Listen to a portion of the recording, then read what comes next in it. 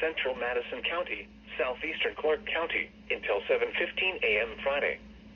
At 10:24 p.m., local law enforcement reported flooding in the warned area. Numerous roads are closed, especially near Madison Lake. Between 2 and 6 inches of rain have fallen.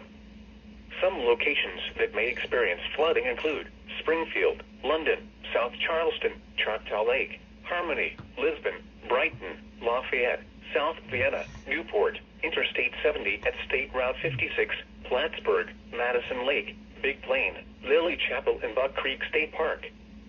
Flooding is expected to continue into Friday morning. Turn around. Don't drown when encountering flooded roads. Most flood deaths occur in vehicles. Be especially cautious at night when it is harder to recognize the dangers of flooding.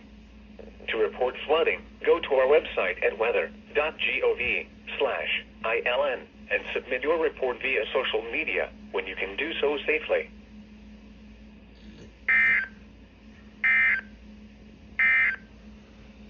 Now here is a hazardous weather outlook.